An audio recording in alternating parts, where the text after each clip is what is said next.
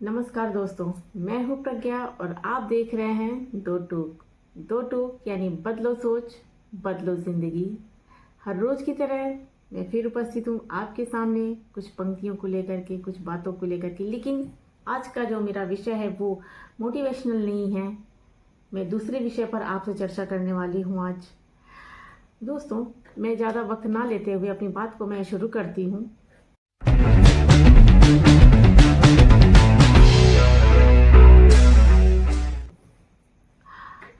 दोस्तों, हमारे देश में बहुत कुछ फ्री में मिलता है सरकार की तरफ से। पहले से योजनाएं चली आ रही हैं, अभी भी चल रही हैं, बहुत कुछ फ्री में मिलता है। लेकिन अगर मैं ये कहूँ कि अगर आपको मनोरंजन फ्री में मिल जाए, इंटरटेनमेंट अगर आपको फ्री में मिल जाए तो कैसा रहेगा। अब आप सोच रहे होंगे कि सोशल मीडिया के ज़माने में या टीवी के ज़माने में फ्री में तो मनोरंजन वैसे भी मिल रहा है, इसमें नई बात क्या है।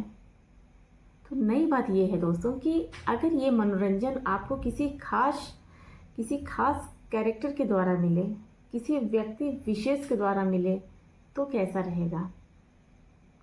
हालांकि आप काफ़ी समय से इसका लाभ ले रहे हैं,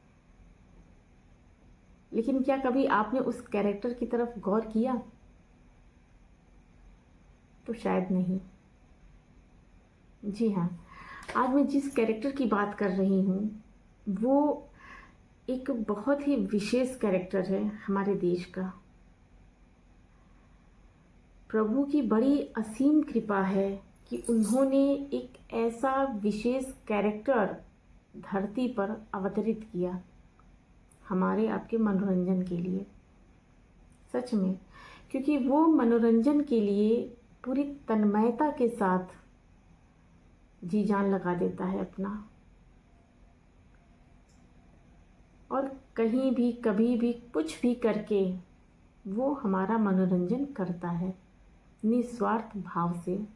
उसको तो पता ही नहीं होता कि वो सामने वाले को इंटरटेन कर रहा है, बिल्कुल नहीं पता होता उसे। और क्यों नहीं पता होता? क्योंकि वो एक अबोध बालक है, यानी वो एक लल्ला है, छोटा सा। अब आप सोच रहे होंगे कि आखिर वो कौन सा बालक है, हमने तो देखा नहीं उसको।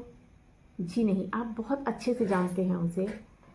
उस अबोध बालक को, उस छोटे से लल्ला को आप बहुत अच्छे से जानते हैं।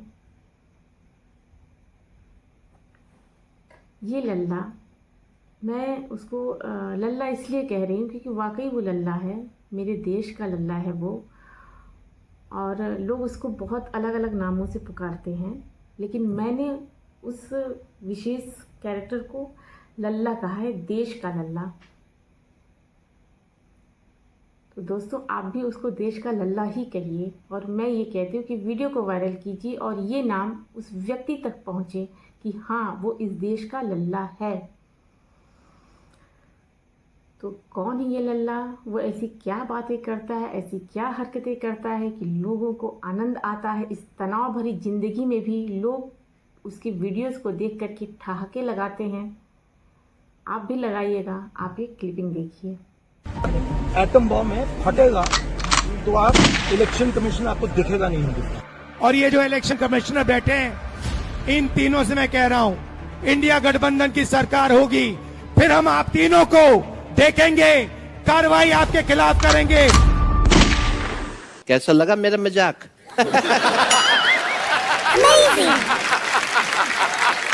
तो दोस्तों, देखा आपने वीडियो, है ना कमाल की। अब आपको समझ में आ गया होगा कि मैंने इनको बालक क्यों कहा।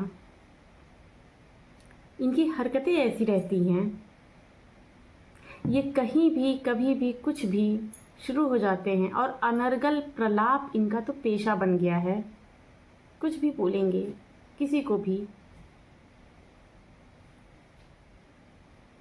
और वैसे भी मैंने इनको लल्ला इसलिए कहा कि भाई, जब इनके परनाना देश के चाचा हो सकते हैं, कोई एक अन्य व्यक्ति जो इनका बहुत खास करीबी है वो देश का पिता हो सकता है, तो ये देश के लल्ला क्यों नहीं हो सकते।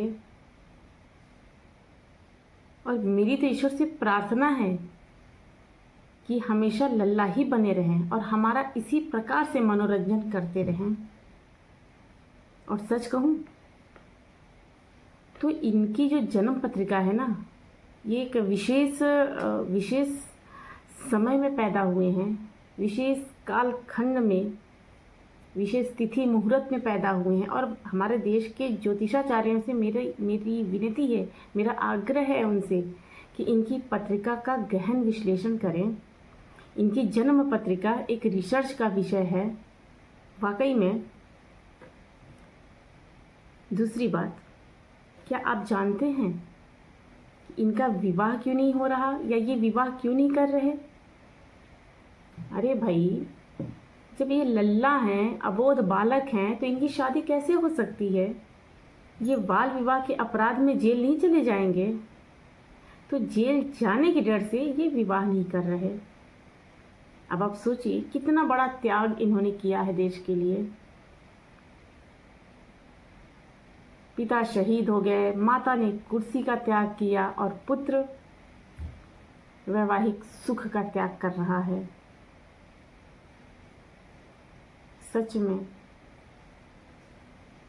बहुत विशेष व्यक्ति है ये वाकई। तो चलिए आगे फिर मिलती हूँ एक नए विषय पर, एक नई चर्चा। तब तक आप सभी स्वस्थ रहिए, मस्त रहिए। जय राम जी की।